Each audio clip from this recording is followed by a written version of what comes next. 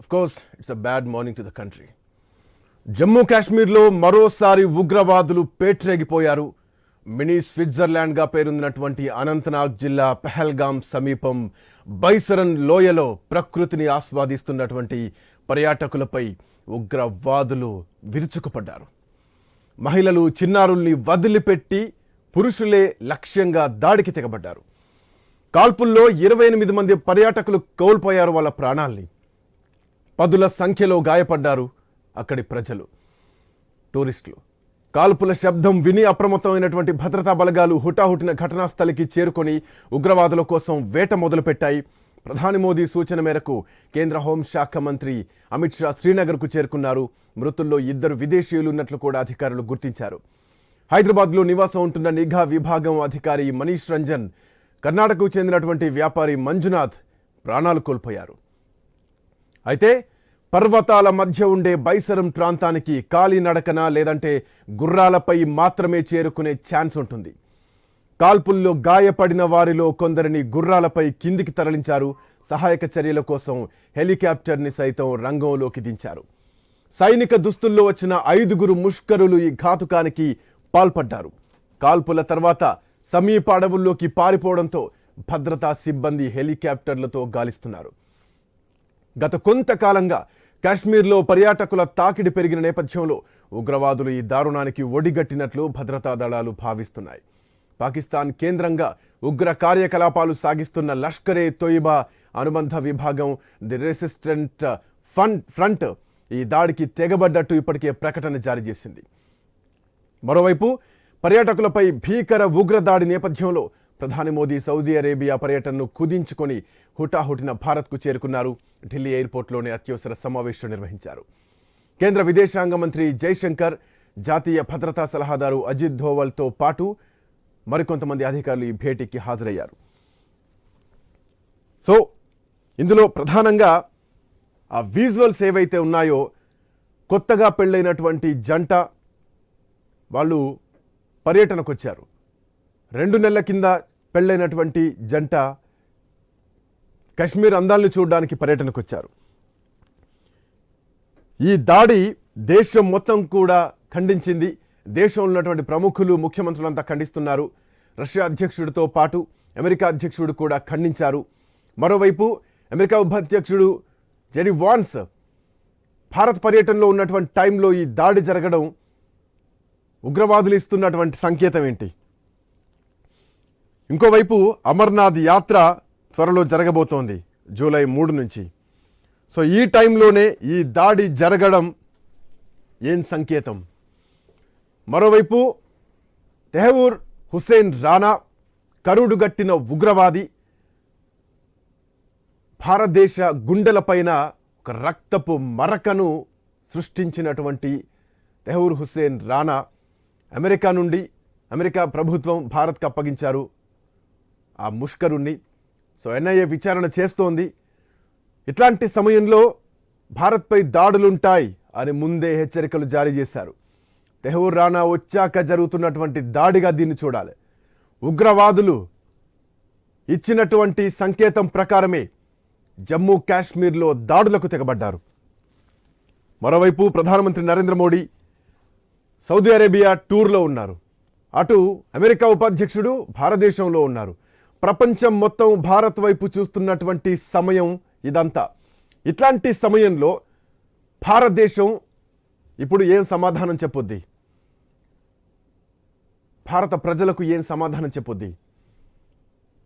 ఎక్కడ safety measurements miss అయ్యాయి?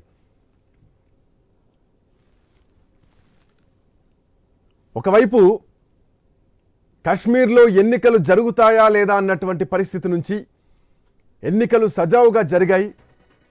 ఆ తర్వాత ఇక ఎట్లాంటి ఉగ్రదాడులు ఉండవు అని భావిస్తున్నటువంటి టైంలో ఈ ఉగ్రదాడి నిజానికి దేశం మీద ఉగ్రవాదులు మరొక్కసారి పంజా విసిరారు. ఖచ్చితంగా దీనికి భారత ప్రభుత్వం ఎట్లాంటి రివెంజ్ తీర్చుకుంటుందో చూడాలి. ఇప్పటికే nation demands the revenge. Yes, the nation wants revenge.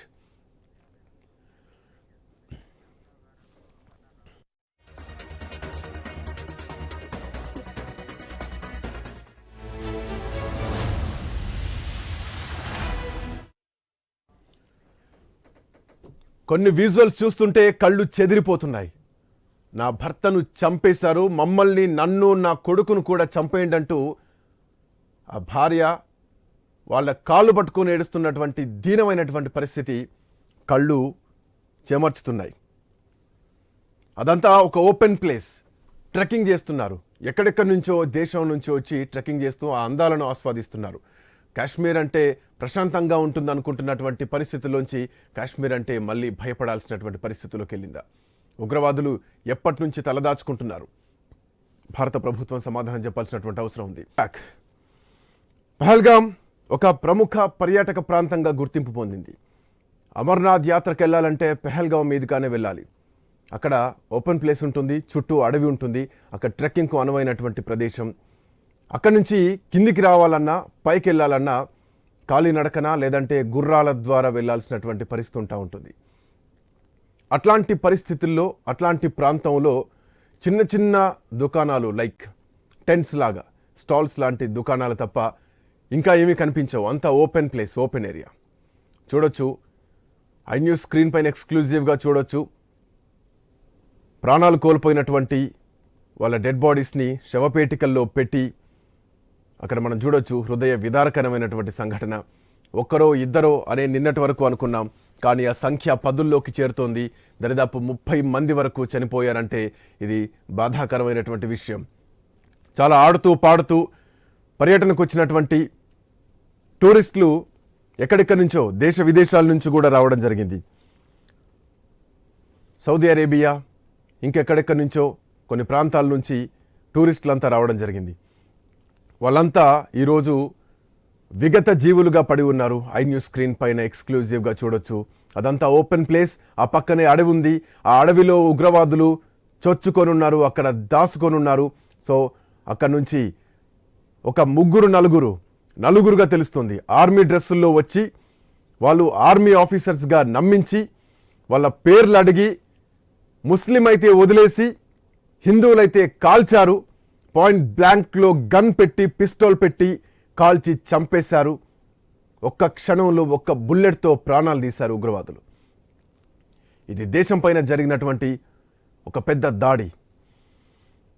Pulwama దాడి తర్వాత ఈ స్థాయిలో దాడి జరగడం మళ్ళీ ఇదే మొదటిసారి. అండ్ దట్టు మధ్యలో ఎన్నికలు జరిగాయి, జమ్మూ కాశ్మీర్కి ఎన్నికలు జరిగాయి. ఎన్నికలు జరిగిన తర్వాత జమ్మూ కాశ్మీర్ రాష్ట్ర ప్రభుత్వం ఏం చేస్తోంది? లా అండ్ ఆర్డర్ ఏమైంది? ఎందుకు ఇంత నిర్లక్ష్యంగా ఉన్నారు? ఇప్పటికే తెహవూర్ రానా అనే ఒక ఇడియట్, భారతదేశం మీద దాడి చేసినటువంటి ఇడియట్ని భారతదేశానికి అమెరికా ప్రభుత్వం అప్పగించింది. విచారణ జరుగుతోంది. సో విచారణ జరుగుతున్నటువంటి క్రమంలో ఆల్రెడీ హెచ్చరికలు జారీ చేయడం జరిగింది. దేశం మొత్తం కూడా హై అలర్ట్గా ఉన్నారు. ఈవెన్ ఉప్పల్ స్టేడియంలో మ్యాచ్ జరిగితే కూడా సెల్ ఫోన్లు నాట్ అలౌడ్, ఎలక్ట్రానిక్ వస్తువులు నాట్ అలౌడ్ అంటూ కూడా చాలా స్ట్రిక్ట్ తీసుకున్నారు. మరి అట్లాంటిది జమ్మూ కాశ్మీర్లో ఎట్లాంటి సేఫ్టీ మెజర్మెంట్స్ ఉండాలి? ఒక పర్యాటక ప్రాంతం. ఈ మధ్యలోనే జమ్మూ కాశ్మీర్లో ఒక పెద్ద train, Vande Bharat express, bullet proof ఎక్స్ప్రెస్ని కూడా లాంచ్ చేస్తున్నారు. అఫ్కోర్స్ చేశారు. సో అంతటి ఒక పెద్ద బ్రిడ్జ్ పైన ట్రైన్ పోతోంది. ఉగ్రదాడులు జరిగినా కానీ తట్టుకునేటువంటి ట్రైన్ పోతున్నారు. సో ఇంత సేఫ్ సైడ్గా ఉంది భారతదేశం అనుకునేటువంటి సమయంలో ఈ దాడి చాలా బాధాకరమైన చెప్పాలి. ఎంత దమ్ముంటే, ఎన్ని గట్స్ ఉంటే భారతదేశం ఇదివరకు కూడా సర్జికల్ స్ట్రైక్ చేసింది. ఎట్టి పరిస్థితుల్లో భారతదేశం వదిలిపెట్టదు. ఎక్కడెక్కడో దాచుకొని ఉన్నటువంటి వాళ్ళని సైతం, కొలిమిలో ఒక కలుగులో ఉన్నటువంటి వాళ్ళని సైతం తీసుకొచ్చినటువంటి చరిత్ర భారతదేశాన్ని. కానీ ఒకవైపు American vice president Jerry Vance భారత్లో ఉన్నారు. ప్రపంచం మొత్తం ఇటే చూస్తోంది. మరోవైపు ఎన్ఐఏ విచారణ జరుగుతోంది. సో ఒక హై టెన్షన్ వాతావరణం ఇప్పుడు జమ్మూ కాశ్మీర్లో కనిపిస్తోంది. నాట్ ఓన్లీ జమ్మూ కాశ్మీర్, భారతదేశంలో ఆల్రెడీ హెచ్చరికలు వచ్చాయి. మాట్లాడదాం. శ్యామరావు గారు మనతో పాటు జాయిన్ అవుతున్నారు. అట్లాగే బండారు రామ్మోహన్ రావు గారు మనతో పాటు జాయిన్ అవుతున్నారు, ప్రముఖ విశ్లేషకులు. అట్లాగే శ్యామరావు గారు మాజీ హవాల్దార్. బిఫోర్ దట్, నమస్తే అండి, వెల్కమ్ టు స్పెషల్ డిబేట్. ఉగ్రవాదుల దాడి భారతదేశం మీద జరగడం ఇది బాధాకరం. అండ్ ఇంకో చిన్న అప్డేట్ చూద్దాం. ఉగ్రదాడి నేపథ్యంలో ప్రస్తుతానికి జమ్మూ కాశ్మీర్లో హైటెన్షన్ వాతావరణం కనిపిస్తోంది. పాక్ బార్డర్ సహా ఉగ్ర డెన్లుగా భావిస్తున్నటువంటి ప్రాంతాలపైన ఆర్మీ స్పెషల్ ఫోకస్ పెట్టింది. సరిహద్దుల్లో పాక్ కవ్వింపు చర్యలు ఇప్పటికీ ఆగట్లేదు. Still it's going on. Uri sector వద్ద భారత్లో చొరబాటుకు ఉగ్రవాదులు ప్రయత్నిస్తే 2 ఉగ్రవాదులు ఇప్పటికే భారత ఆర్మీ చంపి పడేసింది. పహల్గాం ఉగ్రదాడిలో కొత్త దృశ్యాలు వెలుగులోకి వస్తున్న AK-47తో దాడికి వస్తున్నటువంటి ఉగ్రవాది ఫోటో వైరల్ అవుతుంది. PCR ఆ ఫోటో ఒక్కసారి ప్లే చేయండి స్క్రీన్ పైన. ఉగ్రవాది ఒక పైజామాలో AK-47 గన్తో ఎగ్జాక్ట్లీ AK-47 అంతే మనం ఊహించొచ్చు. వీళ్ళంతా ముందుగా బయట ఆ అడవి ఏదైతే బ్యాక్ సైడ్ మనకు కనిపిస్తుందో, ఆ ఉగ్రవాది బయట సైడ్ అడవి కనిపిస్తుందో ఆ అడవిలో నక్కి దాచుకున్నారు. అంతకంటే ముందు ఆర్మీ డ్రెస్ లో అక్కడున్నటువంటి వాళ్ళని నమ్మించడానికి వాళ్ళు వచ్చారు.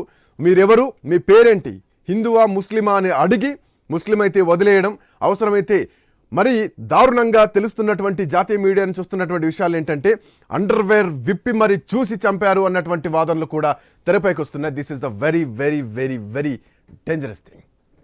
It's a bullshit thing. అడవి ప్రాంతంలో ఉగ్రవాదులు దాచుకోనున్నారు, ఆర్మీ డ్రెస్సుల్లో వచ్చారు, నమ్మించారు. హత్య చేసిన తర్వాత అంటే బుల్లెట్తో పిస్టల్తో కాల్చిన తర్వాత దెన్ వీళ్ళంతా ఎంటర్ అయ్యి అక్కడికక్కడ ఒక బుల్లెట్ల వర్షం కురిపించారు. మరో ఛత్రపతి టెర్మినల్లో, తాజ్ హోటల్లో జరిగినటువంటి దాడులు ఎట్లాంటివో అట్లాంటి దాడి మళ్ళీ భారత్లో జరిగింది. వ్యాలీని చూసేందుకు టూరిస్టులు వెళ్తే ఆ టూరిస్ట్ని కాల్చి చంపారు ఉగ్రవాదులు. భారతదేశం పైన జరిగినటువంటి మరో ఉగ్రదాడి.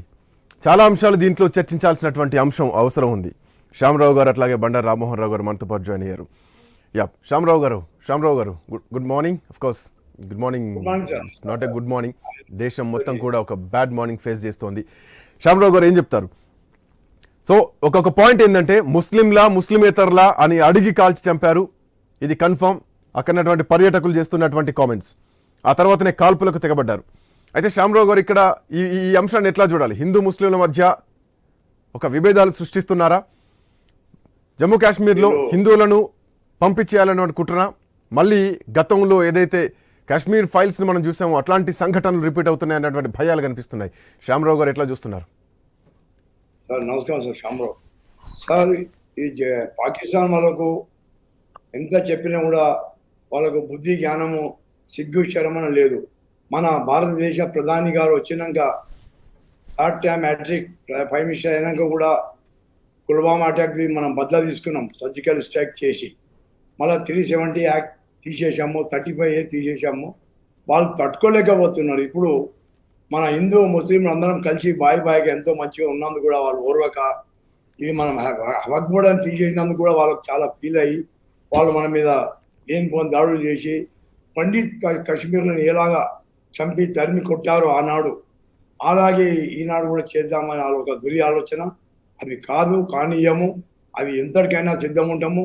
మన ప్రైమ్ మినిస్టర్ ఆఫ్ ఇండియా మన నరేంద్ర మోదీ సార్ కూడా రిటర్న్ వచ్చేశారు సౌదీ అరేబియా నుంచి. దానికి కఠిన శిక్షలు అతి త్వరలోనే అయితే అని కూడా మాకు ఫుల్ నమ్మకం ఉన్నది సార్. మాకు ఈ అవకాశం. శ్యామరావు గారు ఇక్కడ చాలా అంశాలను ఆలోచించాలి. తెహూర్ రాణా హుస్సేన్ని భారత ప్రభుత్వం విచారిస్తోంది, NIA విచారిస్తోంది. అప్పటికే హెచ్చరికలు కూడా వచ్చాయి భారత్ పైన ఉగ్రవాద దాడులు జరుగుతాయని. లష్కరే తోయిబా ప్రకటించేసింది, మేమే దీని వెనకాల కారణం, దాని అనుబంధ సంస్థ అంటూ కూడా ప్రకటన చేయడం జరిగింది. సో అలర్ట్నెస్ మిస్ అయిందా? ఎక్కడి నుంచి చొరబడ్డారనుకోవాలా? అంతకు ముందే వచ్చి ఉన్నారా? వీళ్ళు ప్రీ ప్లాన్ గా ముందర నుంచే వచ్చి అక్కడ అడవులలో చాలా పెద్ద స్థలం సార్. అక్కడ మనం బ్యారిగేట్ మనం వేయలేము. పారామీటర్లో ఫుల్ సరిహద్దులో మనం ఫెన్సింగ్ కట్టలేము. గోయలు ఉన్నాయి, అప్ డౌన్ ఉన్నాయి, అన్ఈవన్ ఉన్నాయి. అంతా ప్యారలల్గా లేదు ల్యాండ్. వీళ్ళ ప్లాన్ అదే. మనమేమో దయాదురుస్తాం. వీళ్ళు హిందువులైనా ముస్లింలైనా సిక్కులైనా అందరం మనం కలిసిమెలిసి ఉండి మనం వాళ్ళందరినీ సరిపెట్టుకొని పోతాం. కానీ వాళ్ళకి అటువంటిది లేదు.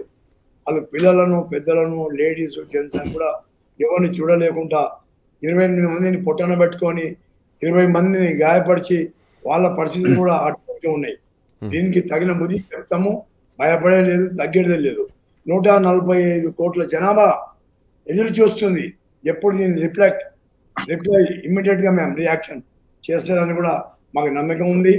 మా డిఫెన్స్ మినిస్టర్ సార్, మన రాజ్నాథ్ సింగ్ గారు, మన అమిత్ షా గారు, home minister of India, prime minister of India అయినా మనకు అన్ని ఆపోజిషన్ పార్టీలు కూడా అందరూ సహకరించి దీన్ని సరిదిద్ది వాళ్ళకు మనం నీట్గా జవాబు పత్తారు చేయని అన్నట్టుగా తన్ని చూపాలని మా యొక్క కోరిక సార్. మాకు ఫుల్ శ్యామరావు ఉంది. శ్యామరావు గారు ఒక్క నిమిషం మీ దగ్గరకు వస్తాను. బండ రామారావు గారు నమస్తే అండి. శ్రీకాంత్ గారు నమస్కారం. పాకిస్తాన్ ఆర్మీ చీఫ్ అజీం మునీర్ హిందూ ముస్లిం భిన్నత పైన చేసినటువంటి వ్యాఖ్యలు ఈ మధ్య కాలంలో మనం చూసాం. ఆ వ్యాఖ్యల తర్వాత ఈ దాడి కొంత అనుమానాస్పదంగా కనిపిస్తోంది. అండ్ మోరోవర్ ఏంటంటే ఈ వ్యాఖ్యలు చేసినటువంటి కొద్ది రోజుల గ్యాప్లోనే ఈ దాడి జరగడం, దీనికి లష్కర్ తోయిబా అనుబంధ సంస్థ బాధ్యత వహిస్తున్నాం అని ప్రకటించడం. సో పాకిస్తాన్ వ్యాఖ్యల్ని, ఆర్మీ చీఫ్ వ్యాఖ్యల్ని ఇక్కడ ఎట్లా చూడాలి? లష్కర్ తోయిబా ఆల్రెడీ ప్రకటించేసింది దీని వెనకాల మా అనుబంధ సంస్థే ఉంది, మేమే ఉన్నామని చెప్పేసి. సో ఎట్లా చూడాలి సార్? శ్రీకాంత్ గారు, మీకు అట్లా కావల్దార్ శ్యామరావు గారికి, మిత్రుడు రెడ్డన్న గారికి, పోలీస్ ఆఫీసర్ రెడ్డన్న గారికి, ఐ న్యూస్ ప్రేక్షకులు నమస్కారం సార్. పిచ్చివాడి చేతిలో రాయి లాంటిది, కానీ ఇక్కడ పిచ్చివాడి చేతిలో రాయి అనడానికి కూడా వీల్లేదు ఈసారి మాత్రం. ఇప్పుడు తీవ్రవాదం ఎప్పుడు కూడా ఎటుపోతుందో తెలియదు కనుక 100 సార్లు మనం ఎంత జాగ్రత్త తీసుకున్నా ఒక్కసారి కొంచెం ప్రమత్తత లేకపోతే వెంటనే మనకు దాడులు జరిగే అవకాశం జరిగింది. ఇదే నేను చాలా ఊహించింది ఏంటంటే రేపు 3 జూలై నుంచి శ్రీహరి గారు మన శ్రీకాంత్ గారు 3 జూలై నుంచి అమర్నాథ్ యాత్ర మొదలు కాబోతుంది. అక్కడే మనం జరుగుద్దామని అనుకున్నాం. మీరు అన్నట్టు హైదరాబాద్ క్రికెట్ స్టేడియంలో కూడా ఏర్పాట్లు అంటే భద్రతా ఏర్పాట్లు అంత ఘనంగా చేసిన వాళ్ళు మరి అక్కడ ఏమరపాటుతో ఉన్నారని నేను అనుకుంటున్నాను. సైన్యం వైఫల్యం కూడా కాదు ఇది. చెప్పాను కదా, 100 సార్లలో 99 సార్లు మనం చాలా జాగ్రత్తలు తీసుకున్నాం. ఒక్కసారి చిన్న పొరపాటు జరిగినా వెళ్తుంది. అది జరిగింది అదే. కనుక ఇందులో 2 ఉన్నాయి. పిచ్చివాడి చేతిలో రాయంటే ఎవరిని బట్టి వాళ్ళు చంపడు. గతంలో గోకుల్ చాటు, దిల్సుఖ్నగర్ ఇవన్నీ చూశాం కదా. నాకు 3 సార్లు కాశ్మీర్ వెళ్ళిన వాడిగా నేను పహల్గామ్ ఒక 2 రోజుల ముందు వెళ్ళి మాకు టైం చాలా ఉంది కనుక పోనివ్వకపోతే మేము మళ్ళీ బాల్తాల్ వెళ్ళి అక్కడి నుంచి వెళ్ళాం ఒకసారి అమర్నాథ్ దాకా. అట్లాగే పహల్గామ్ చూసిన వాడి కనుక చెప్తున్నాను. చాలా ఒక రకంగా స్విట్జర్లాండ్ అంటారు, ఒక రకంగా చెప్పాలంటే మరో స్విట్జర్లాండ్ అంటారు. కనుక పహల్గామ్ లో భద్రతా దళాల అలర్ట్ అయ్యేలోగానే వాళ్ళు పని కానిసుకుని అవతల పడ్డారు. దీనిలో మీరు అన్న అమానుషమైనది ఏంటంటే చెడ్డీ కూడా విడిపించి చూశారంటే ముస్లిం అవునా కాదా తెలుసుకోవడం. పేరు తప్పు చెప్తే ఎట్లా, పేరు తప్పు చెప్తే ఖురాన్ చదివించారు వాళ్ళు కదా. ఖురాన్ చదివించి మరి తప్పులు చెప్తే కూడా వాళ్ళు ముస్లిం కాదని నిర్ధారణ చేసుకున్నారు. అంటే వాళ్ళు ఎంత దుర్మార్గంగా, తెలివిగా అంటే తప్పు మనకు వాళ్ళని తెలివైన వాళ్ళని అనుభవించబడుతుంది కనుక దుర్మార్గంగా ఈసారి ముస్లింలు కాని వాళ్ళను టార్గెట్ చేసుకున్నారు. అంటే ఇప్పటిదాకా తీవ్రవాదుల్లో వాళ్ళకు మనుషులు కనపడితే చాలు చంపేవాళ్ళు. ఎక్కడే జన సామర్థ్యం ఎక్కువ ఉంటే వాళ్ళు చంపేవాళ్ళు. ఇది అట్లా కాదు. ఇది ప్రీ ప్లాన్డ్ గా హిందువులను లేకుంటే ముస్లింలు కాని వారిని, క్రిస్టియన్లు కూడా చనిపోయారు 1-2. కనుక అట్లా చూసుకొని చంపారు. ఇది దుర్మార్గమైంది ఒకటి. రెండోది ఏంటంటే ఇటీవల జరుగుతున్న పరిణామాల పట్ల ఏంటంటే మనకు జమ్మూ కాశ్మీర్ ఎప్పుడైతే కేంద్రపాలిత ప్రాంతంగా 2 ప్రాంతాలు లడాక్ 2 చేశారో అప్పటి నుంచి కాదు, అంత కేంద్రపాలిత ప్రాంతం కనుక పూర్తిగా సైన్యం ఆధీనంలో ఉంటుంది. అంతకుముందు కూడా లెఫ్టినెంట్ గవర్నర్ ఆధీనంలో ఉంటుంది కనుక మొత్తం శాంతి భద్రతలంతా కూడా వీళ్ళు చూసుకుంటుంటారు. కనుక సైన్యం ఆధీనంలో ఉన్న పరిస్థితుల్లో కూడా ఇట్లా జరిగింది అంటే కొంత విచారించదగ్గదే. దానిలో కారణాలు వెతకాలి. ఇప్పటికే 2 తీవ్రవాదులు కూడా చంపేసినట్టు, ఎన్కౌంటర్ చేసినట్టు కనపడుతుంది.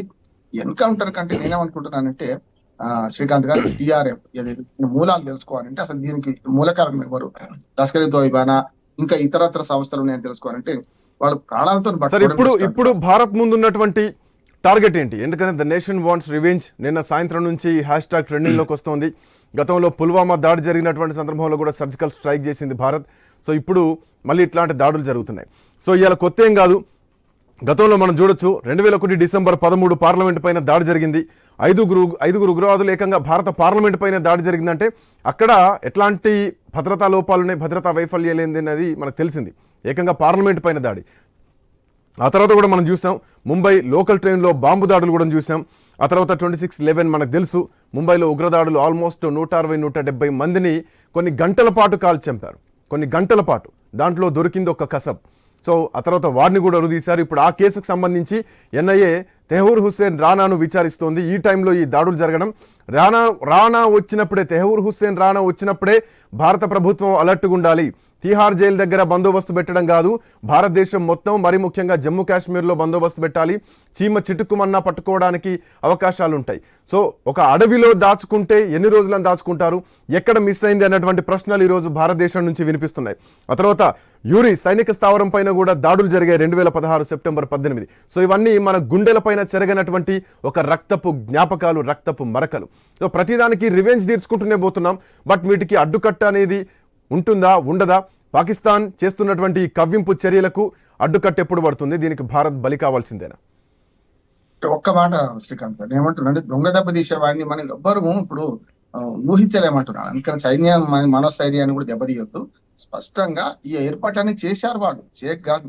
రేపు 3వ తారీఖు నుంచి జరగాల్సిన అమర్నాథ్ యాత్ర కూడా సరైన ఏర్పాట్లు చేశారు. నా మిత్రుడు ఉన్నారు అక్కడ ఇప్పటికి కూడా. ఏమంటున్నానంటే ఇది సైన్య వైఫల్యంగానో లేకుంటే ఇతరత్ర చూడాల్సిన అవసరం లేదు. ఆ ఏర్పాట్లు చేసినా చెప్పాను కదా, 100 సార్లు ఏర్పాట్లు చేసినా 99 సార్లు అలర్ట్ గా ఉన్నా ఒకసారి చెప్పలేము మనం.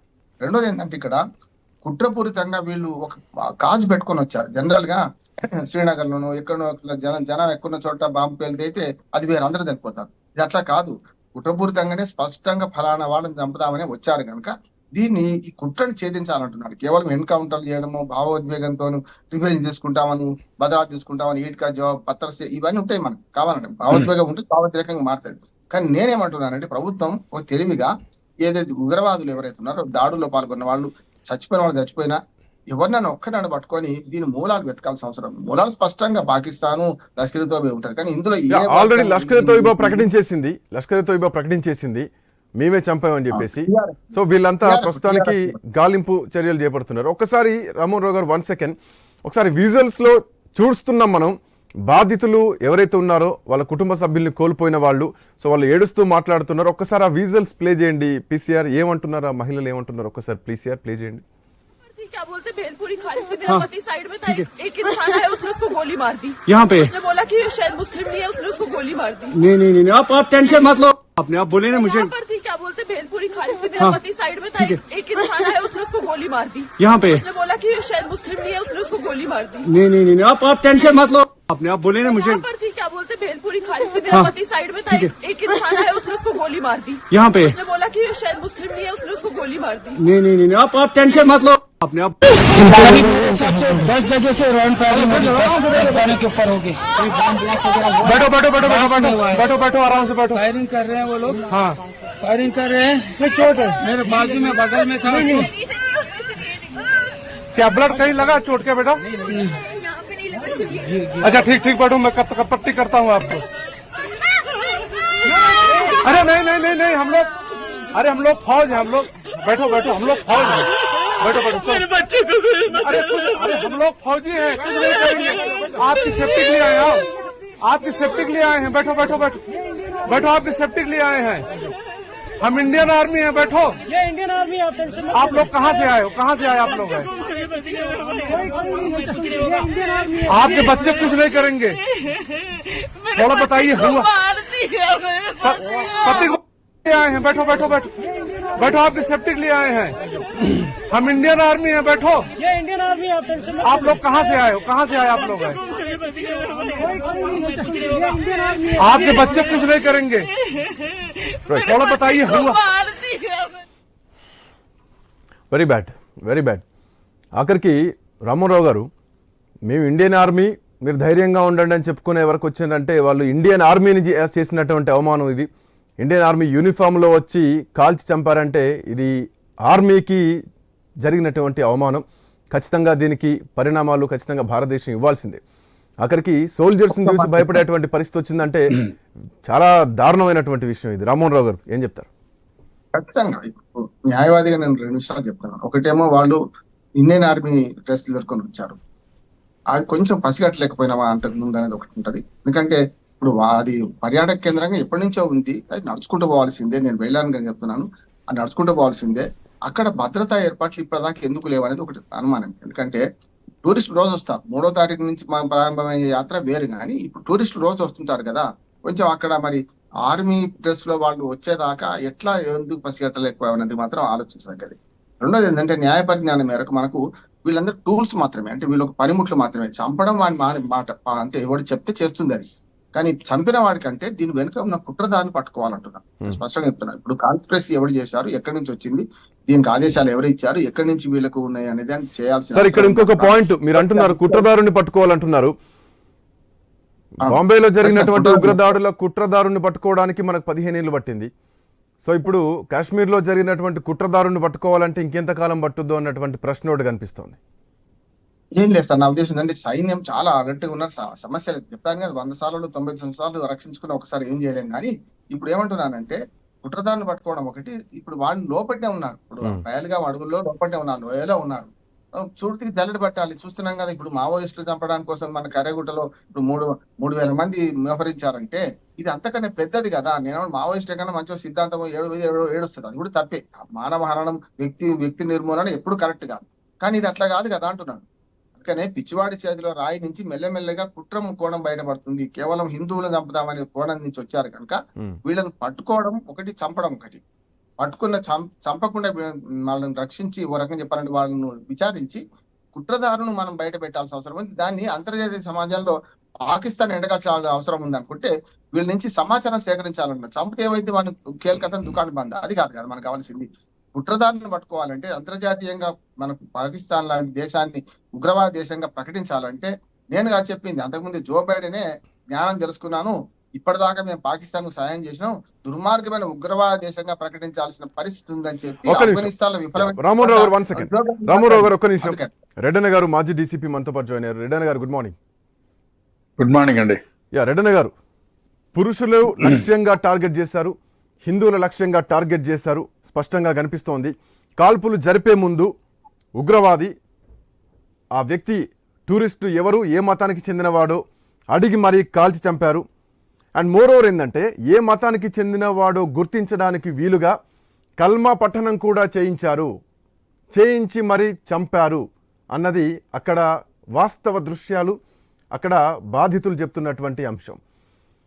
సో హిందువులను టార్గెట్గా చంపింది స్పష్టంగా కనిపిస్తోంది. నేను నా మాటల్లో మొదట్లో చెప్పినట్టు పాకిస్తాన్ ఆర్మీ చీఫ్ హిందూ ముస్లింలను విభేదించి మాట్లాడిన కొద్ది రోజుల్లోనే జరిగినటువంటి అతిపెద్ద దాడి ఇది. ఎట్లా చూడొచ్చు? ఒకటి ఆయన చెప్పింది, కాశ్మీరీ చీఫ్ మిలిటరీ చీఫ్ చెప్పింది ఒకటి, రెండోది రాణా ఇండియాలో ఉన్నాడు. Exactly. So that it is going on. ఈ టైంలో చాలా చాలా ఎక్కువ అలర్ట్ గా ఉండాలా.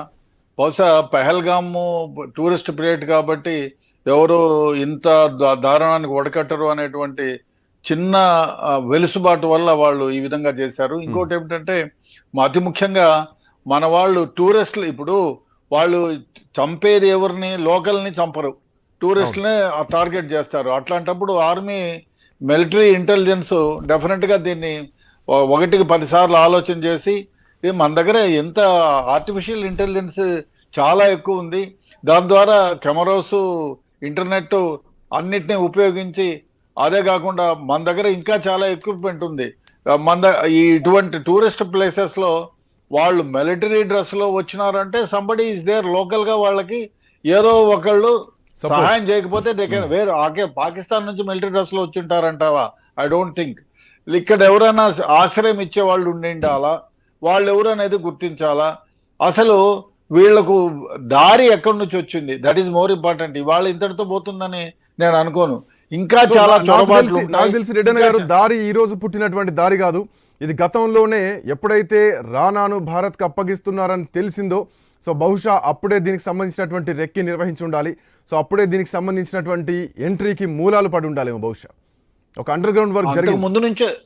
ఎందుకంటే అంతకు ముందు నుంచే ఒకవేళ మన దేశానికి ఏమైనా ముప్పు వాటిల్లితే, మన వాళ్ళకి ఎవరికైనా ముప్పు వాటిల్లితే మనం ఎలా చొరబాటు చేయాలి, ఎవరిని టార్గెట్ చేయాలి.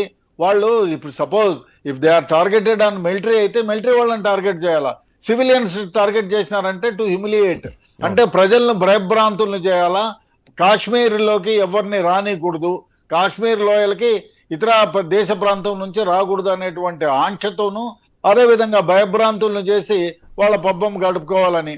అంటే ఎవరైనా ఇప్పుడు మీరు పాకిస్తాన్లో 270 నుంచి ఆర్టికల్ నుంచి బయట పెట్టారు. సో ప్రజాస్వామ్యహితంగా ఎన్నికలు జరిగాయి, అయినా కూడా మేము ఏదో ఒక విధంగా మిమ్మల్ని భయభ్రాంతులను చేసి మిమ్మల్ని ఇబ్బంది పెడతామనేటువంటి వ్యవహారంతోనే ఇది చేశారు.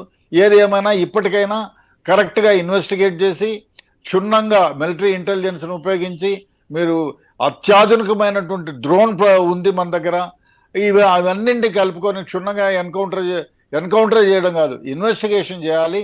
అతి ముఖ్యంగా వీళ్ళకు చొరబాటుదారులకు ఎవరు ఆశ్రయం ఇచ్చారు, దుస్తులు ఎవరు సప్లై చేశారు, ఇటువంటి అన్ని చేసి ముఖ్యంగా వాళ్ళను గుర్తుపట్టాలి. వాళ్ళని గుర్తుపట్టి వాళ్ళ ద్వారా చేయగలిగితేనే ఇంకోళ్ళు బట్ ఇందులో చాలా సంకేతాలు కనిపిస్తున్నాయి.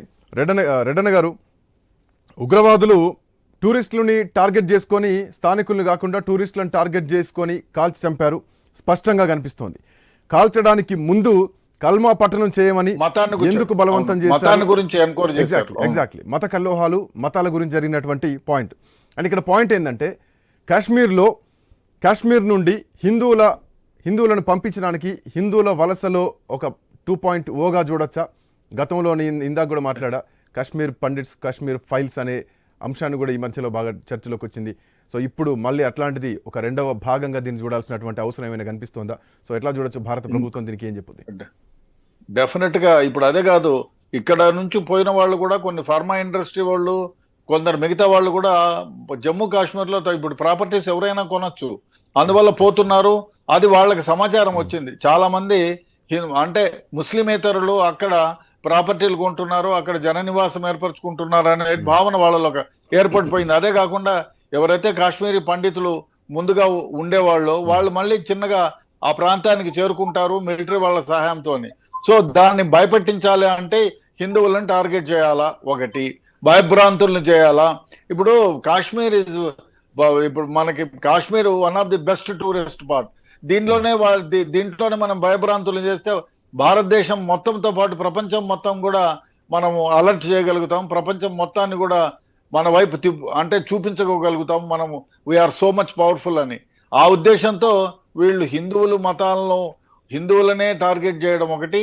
అదే విధంగా ఈ టైం చూసి అతి ముఖ్యంగా రాణా ఇండియాకి వచ్చినప్పుడు వీ కెన్ డూ ఎనీథింగ్, మీరు ఒక్కడిని పట్టకపోతే మేము 100 మందిని కాల్చి చంపాము, లేకపోతే 20 మందిని కాల్చి చంపామని చూపించుకోవడానికి ఈ పని పెట్టినారు.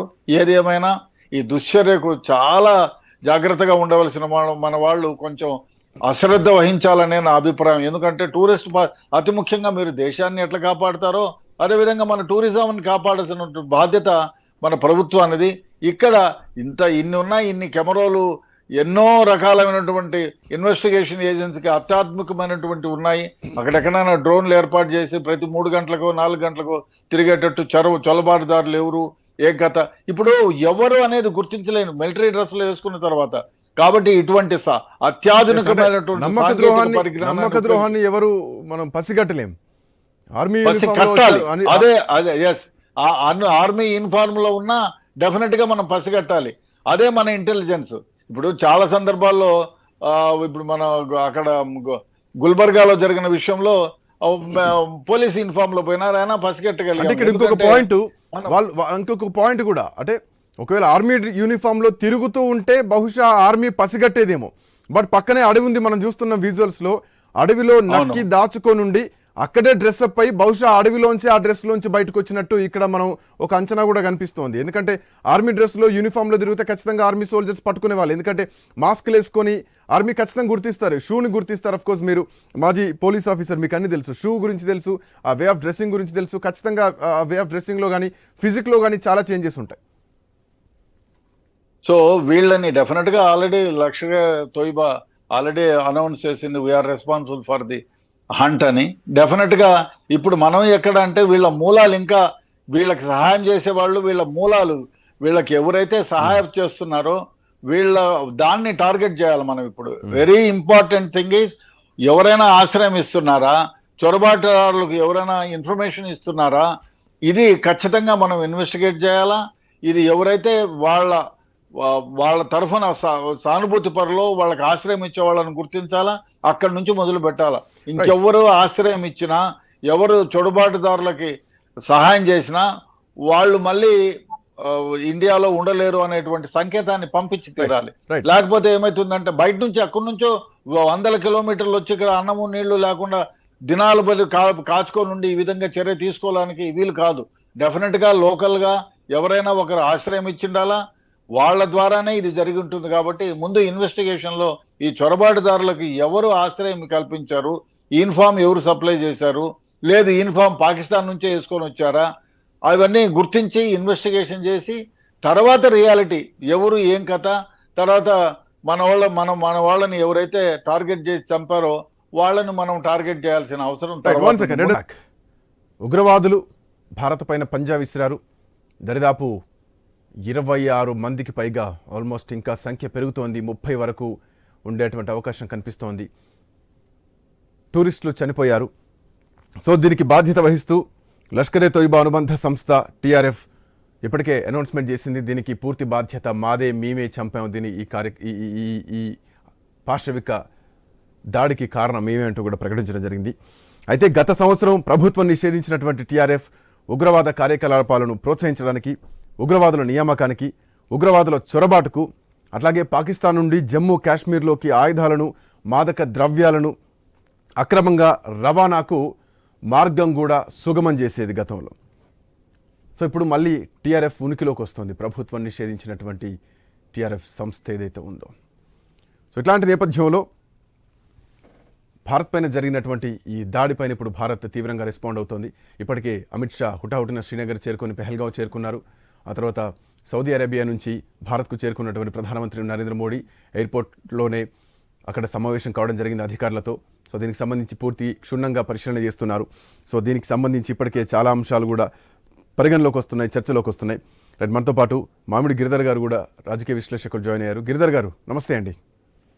నమస్తే అండి. నమస్తే. యా, సో ఉగ్రవాదులు ఇప్పుడే ఎందుకు దాడి చేశారు అన్నది ఒక ప్రశ్న. అమెరికా ఉపాధ్యక్షుడు జెడీ వాన్స్ భారతదేశంలో ఉన్నారు, భారత ప్రధానమంత్రి నరేంద్ర మోడీ సౌదీ అరేబియాలో ఉన్నారు. సో ఈ దాడిని ఎట్లా చూడాలి అన్నది ఒక పాయింట్. జెడీ వాన్స్ ఉన్నప్పుడే అదే రోజున జమ్మూ కాశ్మీర్లో ఉగ్రవాదులు పెద్ద దాడి చేశారు. అఫ్కోర్స్ గిరిధర్ గారు ఇంకొక పాయింట్ ఇక్కడ మనం గుర్తు చేసుకోవాలి. I think so Bandaru Rammohan Rao గారు మీరు కూడా దీంట్లో జాయిన్ అవ్వండి గిరిధర్ గారి తర్వాత. ఎగ్జాక్ట్ ఒక 25 ఇయర్స్ బ్యాక్ అప్పటి అమెరికా అధ్యక్షుడు బిల్ క్లింటన్ భారతదేశాన్ని సందర్శించినప్పుడు కూడా ఇట్లాంటి ఉగ్రవాద దాడి జరిగింది 25 ఏళ్ల కింద. సో మళ్ళీ 25 ఏళ్ల తర్వాత అమెరికా ఉపాధ్యక్షుడు భారతదేశానికి వచ్చిన తర్వాత ఈ దాడి జరిగింది. ఎక్కడ లోపం జరిగింది? ఇంటెలిజెన్స్ ఏం చేస్తోంది? భారత ఆర్మీ ఏం చేస్తోంది? బయట రాష్ట్రాల నుంచి అధ్యక్షులు, ఉపాధ్యక్షులు భారతదేశంలోకి వచ్చినప్పుడు ఈ దాడులు జరుగుతున్నాయి. ఒకవైపు తెహూర్ రాణా హుస్సేన్ భారతదేశంలో ఉన్నాడు. సో ఎట్లా చూస్తున్నారు గిరిధర్ గారు? నమస్కారం అండి. మీకు ప్రేక్షకులందరికీ కూడాను, అక్కడ ఉన్నట్టు కో ప్యానలిస్ట్ అందరికీ నా నమస్కారాలండి. మీరు అడిగిన మొదటి ప్రశ్న, ఇప్పుడు ఎందుకు? ఇప్పుడు కాకపోతే ఇంకెప్పుడు?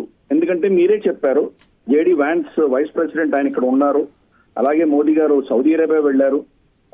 ఇంతకంటే వాళ్ళకు ఎక్కువ ఇంటర్నేషనల్ కవరేజ్ రావడానికి అవకాశం, ఇంతకంటే అద్భుతమైన అవకాశం ఉండదు. మొదటిది. రెండవది, హఫీజ్ సయీద్ యొక్క కుటుంబ సభ్యులని చాలా మందిని అన్నోన్ గన్మెన్ అంటాం కదా, అజ్ఞాత్ బందూక్దార్ అంటారు, వాళ్ళు ఎవరో ఈ రోజు దాకా కనుక్కోలేకపోయారు. వాళ్ళు రీసెంట్ గా 2-3 వారాల క్రితం తన సొంత కుటుంబానికి చెందినటువంటి వ్యక్తులని చంపేశారు. ఇన్ఫాక్ట్ రంజాన్ సమయంలో వాళ్ళు నమాజ్ చేసి బయటికి రాగానే అతన్ని పాకిస్తాన్ లోనే షూట్ చేసి చంపారు. కాబట్టి ప్రతీకారం తీర్చుకోవాలని చెప్పి హఫీజ్ సయీద్ చాలా కాలంగా ఆలోచన చేస్తున్నాడు. ఇది ఒక నేపథ్యం. రెండవది, వాళ్ళ army chief, Pakistan army chief Asim Munir recent గా 5 వారం క్రితం ఆయన ఇచ్చిన స్టేట్మెంట్ ఏంటంటే, కాశ్మీర్ ఈస్ అవర్ జగ్యులర్ వెయిన్ అన్నాడు ఆయన. దానికోసం మేము ఏమైనా చేస్తామని స్టేట్మెంట్ ఇచ్చారు. 2 నేషన్ థియరీని, హిందూ ముస్లిం అంశాన్ని పైకి లేవనెత్తాడు అట్లా. కాబట్టి ఈ పరిస్థితులలో ఏదో ఒకటి చేసి తీరుతారు అని మనకు అప్పుడే అనుమానం తప్పకుండా వచ్చింది. ఎందుకంటే గత కొన్ని వారాలుగా మనం చూస్తున్నాము, సీజ్ ఫైర్ ఉన్నా కానీ కూడా పూంచ్, అఖ్నూర్, రజౌరి ఆ ప్రాంతంలో సీజ్ ఫైర్ వైలేషన్స్ అవుతున్నాయి. ఇన్ఫాక్ట్ మన వాళ్ళు 5 మంది పాకిస్తానీ సైనికులను కూడా చంపేశాం మనం, వాళ్ళు లైన్ ఆఫ్ కంట్రోల్ దాటి వచ్చినందుకు. ఇటువంటి చర్యలు ఆల్రెడీ వాళ్ళు మొదలు పెట్టారు. గతంలో ఏముండేదంటే ఒక సైనికులను మాత్రమే టార్గెట్ చేసేవాళ్ళు, మన డిఫెన్స్ ఫోర్సెస్ ని మాత్రమే టార్గెట్ చేశారు. పుల్వామాలో మనం చూసాము, గతంలో చూసాము, ఏం చేసినా కానీ కూడా వాళ్ళని టార్గెట్ చేశారు. ఇప్పుడు మళ్ళీ వాళ్ళు హిందూ ముస్లిం యాంగిల్ తీసుకొచ్చే ప్రయత్నం గత సంవత్సరంగా చేస్తున్నారు. సంవత్సరం క్రితం గత జూన్ లో మనకు తెలుసు మనకు శివఖోరి నుంచి వైష్ణోదేవికి వెళ్తున్నటువంటి బస్సు మీద దాడి చేసి 8-9 మందిని అప్పుడు చంపారు. అవును అవును. కానీ తర్వాత కూడా 2-3 దారులు బిఫోర్ కాశ్మీర్ ఎలక్షన్స్ కంప్లీట్ గా హిందువులనే టార్గెట్ చేస్తున్నారు. నిన్న కూడా జరిగింది, చాలా క్లియర్ గా ఇది హిందువులనే టార్గెట్ చేశారు. ఇక్కడ హిందువులతో పాటు గిరిధర్ గారు ఇక్కడ ఇంకొక పాయింట్ కూడా కనిపిస్తుంది. గిరిధర్ గారు, హిందువులతో పాటు కాశ్మీర్ సంబంధించినటువంటి పాకిస్తాన్ ఆర్మీ చీఫ్ చేసినటువంటి కామెంట్స్, పాకిస్తాన్ కోసం ఏదైనా చేస్తామన్నటువంటి కామెంట్ ఒకటైతే కనుక, ఉగ్రవాదులు మేము తలుచుకుంటే ఎప్పుడైనా ఏదైనా చేస్తాం అన్న సంకేతాన్ని ఇస్తున్నారా? ఎందుకు ఈ ప్రశ్న వస్తుందంటే, అమెరికా ఉపాధ్యక్షుడి పర్యటన ఒక భద్రతా ప్రోటోకాల్ అనేది ఉంటుంది. ఉపాధ్యక్షుడు రాకముందే అక్కడ 2 C-7 గ్లోబ్ మాస్టర్ విమానాలు కూడా అక్కడికి చేరుకుంటాయి. సో అమెరికా ఏజెన్సీలు కూడా ఒక శిబిరాన్ని ఏర్పాటు చేసుకుంటాయి. సో ఒక క్లిష్టమైనటువంటి భద్రతలో ఉంటుంది, ఒక కంప్లీట్ ప్రోటోకాల్లో ఉంటుంది. సో ఇట్లాంటి క్లిష్టమైనటువంటి ప్రోటోకాల్లో కూడా మేము దాడులు చేశాం అని చెప్తున్నారంటే, మేము ఏదైనా చేస్తాం, మా మాపే తరం మీది కాదని ఒక సంకేతాన్ని వీలిస్తున్నారా ప్రపంచం మొత్తానికి? అందుకనే చెప్పాను కదా మీకు, ఇది హై వాల్యూ విజిట్స్ వచ్చినప్పుడు దాన్ని టార్గెట్ చేయడం అన్నది పరిపాటి. గతంలో కూడా మీరే చెప్పారు, బిల్ క్లింటన్ విజిట్ లో 2000 పురాలో వాళ్ళు దాడి చేశారు. చిట్టి సింగ్ పురాలో 36 మంది సిక్కులను ఊచగొట్టవచ్చారు అప్పుడు. కాబట్టి ఇవి రీసెంట్ గా మనం హమాస్ తర్వాత ఈ మన పాకిస్తాన్ బేస్డ్ ఉగ్రవాదులు వీళ్ళిద్దరూ కలుసుకున్నారు, POJKలో కలుసుకున్నారు వీళ్ళు. కాబట్టి వాళ్ళిద్దరి మధ్యలో ఏదో ఒక విధమైనటువంటి ఒక టాక్టికల్ అండర్స్టాండింగ్ ఉన్నది అని మనకు అర్థమవుతుంది. కాబట్టి ఇది చాలా మందికి మెసేజ్లు పంపిస్తున్నారు. మొదటిది, మేము కాఫర్లను చంపుతాము, అది ఒకటి. రెండవది, డొనాల్డ్ ట్రంప్ ఇజ్రాయెల్ ని సపోర్ట్ చేయడం ఒకటి. అలాగే హఫీజ్ సయీద్ తన కుటుంబ సభ్యులను చంపినందుకు ప్రతీకారం తీర్చుకోవడం ఒకటి. ఇంకా కీలకమైనది ఏంటంటే, అసీం మునీర్ ఈ రోజు వాళ్ళ దేశంలో ఉన్నటువంటి ఉగ్రవాదాన్ని తట్టుకోలేకుండా ఉన్నాడు. బలూచిస్తాన్ లో కావచ్చు, లేదా మనకు ఖైబర్ పఖ్తూన్ఖ్వాలో కావచ్చు. అలాగే ఇప్పుడు సింధులో కూడా గొడవ మొదలైంది. సింధు నది నీళ్లన్నీ కూడాను రాజస్థాన్ డెజర్ట్, మన ఇంటర్నేషనల్ బార్డర్ కి ఆవల వైపు ఉన్నటువంటి పాకిస్తాన్ సైడ్ ఉన్నటువంటి డెజర్ట్ ని చోళిస్తాన్ అని పిలుస్తారు వాళ్ళు. అక్కడికి డైవర్ట్ చేసి అక్కడ వీళ్ళ ఆర్మీ ఆఫీసర్లందరూ కూడా వాళ్ళ కాలనీ కట్టుకోవడానికి ఆ నీళ్లు వాడుకునే ప్రయత్నం చేస్తున్నారు. కాబట్టి సింధులో కూడా ఇప్పుడు విప్లవ జాలాలు మొదలవుతున్నాయి. కాబట్టి అంతర్గతమైన విషయాలని అతను తట్టుకోలేని పరిస్థితి. కాబట్టి బాహ్య శత్రువు కావాలి అతనికి.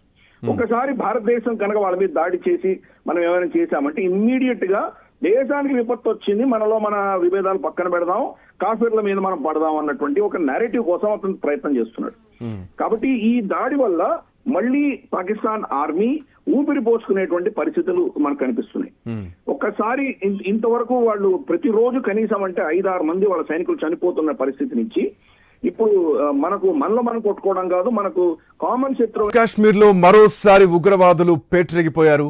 మినీ స్విట్జర్లాండ్ గా పేరున్నటువంటి అనంతనాగ్ జిల్లా పెహల్గాం సమీపంలోని బైసరన్ లోయలో ప్రకృతి ఒడిలో సేద తీరుతున్న పర్యాటకుల్ని ఉగ్రవాదులు కాల్చంపారు. చనిపోయిన వారికి అమిత్ షా నివాళులర్పిస్తున్నారు. మనం చూడొచ్చు, ఐ న్యూస్ స్క్రీన్ పైన ప్రత్యేకంగా చూడొచ్చు.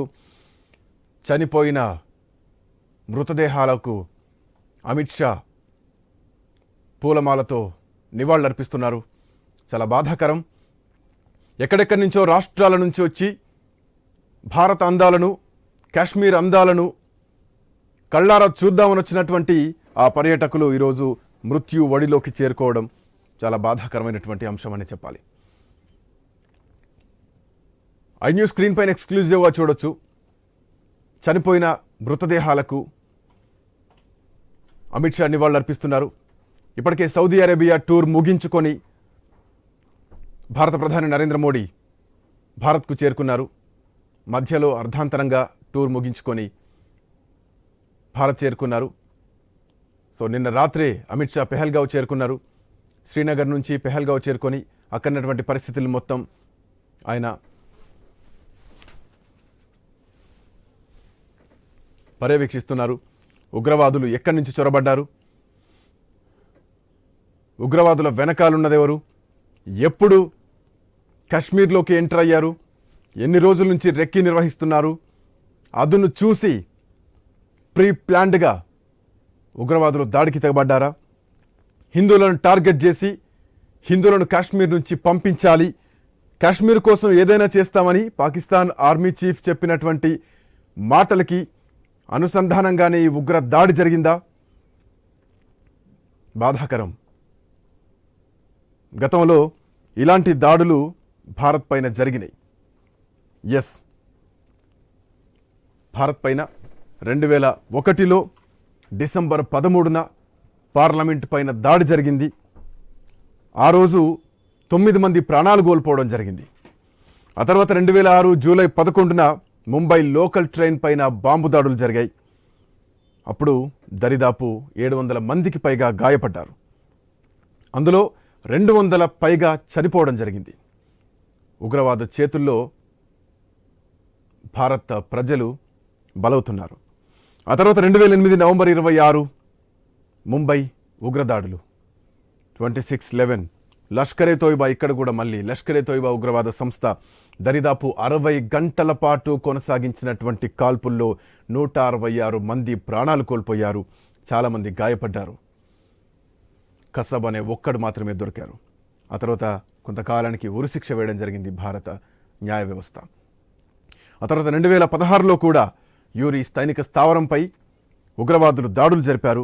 దాంట్లో 17 మంది సైనికులు ప్రాణాలు కోల్పోయారు. ఆ తర్వాత 2019 ఫిబ్రవరి 14 అతిపెద్ద దాడి, పుల్వామా దాడి. ప్రయాణిస్తున్న ఆర్మీ సిఆర్పిఎఫ్ జవాన్ల వాహనంపై బాంబు దాడి జరిగింది. అందులో 40 మంది సిఆర్పిఎఫ్ జవాన్లు మృతి చెందారు, ప్రాణాలు కోల్పోయారు. ఇక ఇప్పుడు మళ్ళీ అలాంటి సంఘటన జరిగింది. పుల్వామా దాడి తర్వాత పెహల్గావ్లో టూరిస్టులు ట్రెక్కింగ్ చేస్తున్నారు, అక్కడ అందాలను ఆస్వాదిస్తున్నారు. పిల్ల పాపలతో వచ్చారు, కుటుంబ సభ్యులు వచ్చారు. వాళ్ళ పేర్లు అడిగి హిందువా ముస్లిమా అని అడిగి కల్మా పఠనం చేయించి ముస్లిం అయితే వదిలేసి హిందువైతే కాల్చి చంపారు. మరీ దారుణంగా చెడ్డీలు విప్పి మరీ చూసి చంపారు. అంటే ఎంత కరుడు గట్టిన ఉగ్రవాదమో మనం చూడొచ్చు. హిందువులపై హిందువులను పంపించాలి కాశ్మీర్ నుంచి అన్నటువంటి భావన ఉగ్రవాదుల్లో ఉంది అన్నది స్పష్టంగా కనిపిస్తోంది. సో దేశం మొత్తం కూడా ఇదే మాట్లాడుతోంది. ఐ న్యూస్ స్క్రీన్ పైన ప్రత్యేకంగా చూడొచ్చు. భర్త ప్రాణాలు కోల్పోతే ఆ భార్య తల దగ్గర కూర్చుండి నన్ను నా కొడుకును కూడా చంపేయండి అంటూ ప్రాధేయపడ్డ మహిళల్ని పిల్లల్ని వదిలేసి పురుషుల్ని టార్గెట్ చేసి హిందువులను టార్గెట్ చేసి చంపేస్తే 26 మంది చనిపోయారు. ఆ మరణాల సంఖ్య ఇంకా పెరిగే అవకాశం ఉంది. ఇంకా గాయపడ్డ వాళ్ళు హాస్పిటల్లో చికిత్స పొందుతున్నారు. ఇప్పటికే అమిత్ షా చనిపోయిన కుటుంబాలకు సంతాపం ప్రకటించారు, చనిపోయిన మృతదేహాలపైన నివాళులర్పించారు. రైట్, శ్యామరావు గారు, చాలా బాధాకరమైనటువంటి రైట్. ఒక్క నిమిషం, కాల్పుల విజువల్స్ ఎక్స్క్లూజివ్గా చూడొచ్చు. ఐ న్యూస్ స్క్రీన్ పైన కాల్పుల విజువల్స్ ని చూడొచ్చు. ఉగ్రవాదులు చేసిన దాడి కంప్లీట్లీ ఓపెన్ ప్లేస్, చుట్టూ అడవి. అక్కడ చాలా మంది గుంపుగా కూర్చున్నారు, సేద తీరుతున్నారు. ఐ న్యూస్ స్క్రీన్ పైన మొట్టమొదటిసారిగా ఐ న్యూస్ స్క్రీన్ పైన ఉగ్రవాద దాడులు వచ్చి పీసీఆర్ ప్లీజ్ ప్లే. ओए था कोई दिसता जहांगीर तो यार बिहारियां पे छजुल दे यार तुम मौत की कसम दी गेंद है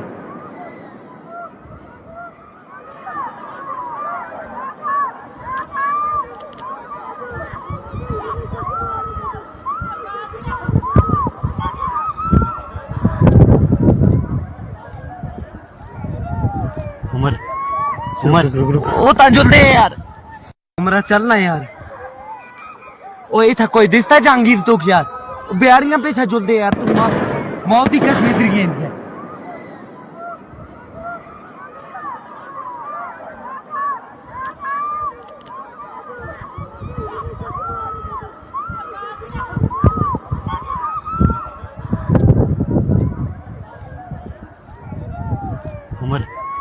उमर ओ ताजुल दे यार उमरा चलना यार ओए था कोई दिसता जहांगीर तो यार बिहारियां पे छजुल दे यार तुम मौत की कसम दी गेंद है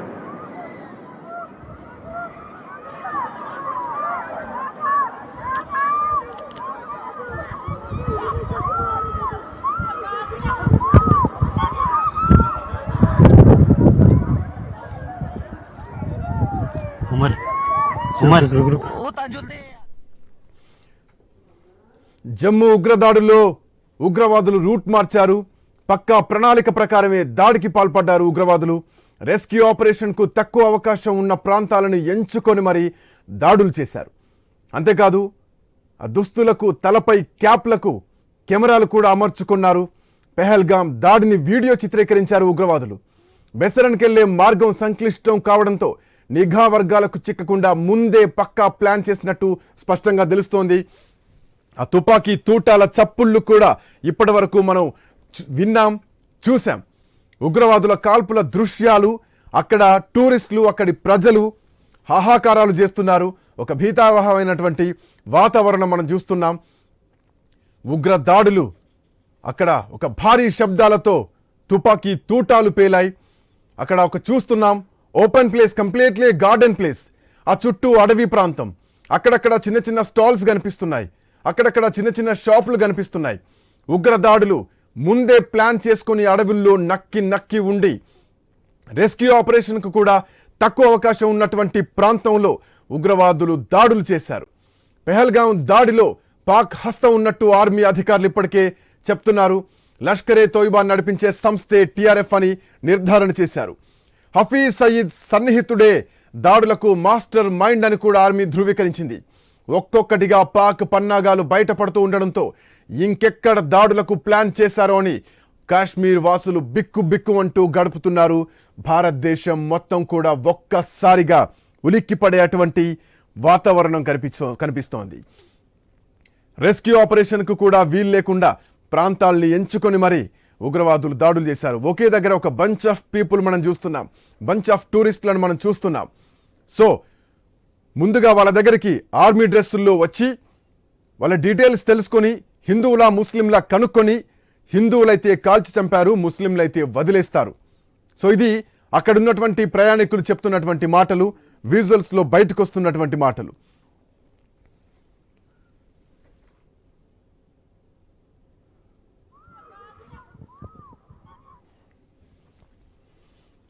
రైట్.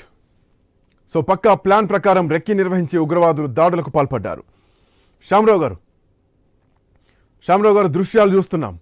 సో ఒక రెస్క్యూ ఆపరేషన్కి కూడా ఛాన్స్ లేకుండా, ఎక్కడ అవకాశం లేకుండా ఉగ్రవాదులు ముందస్తు వ్యూహంతోనే అక్కడికి వచ్చింది స్పష్టంగా కనిపిస్తోంది.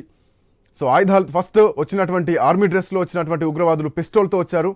ఆ తర్వాత వెంటనే ఇంకొక 5-6 కూడా అక్కడికి వచ్చినట్టుగా తెలుస్తోంది AK-47తో. ఉగ్రవాదుల కాల్పుల దృశ్యాలు కూడా మనం చూస్తున్నాం. అక్కడ ప్రయాణికులు, అక్కడ టూరిస్టులు ఏడుస్తున్నటువంటి దృశ్యాలను కూడా మనం చూస్తున్నాం. సో ఏం చెప్తారు శ్యామరావు గారు? సార్ వీళ్ళు ముందు నుంచే ప్రీ ప్లాన్ చేసుకున్నారు. వాళ్ళు మన భారతదేశం మంచితనం తట్టుకోలేకపోతున్నారు.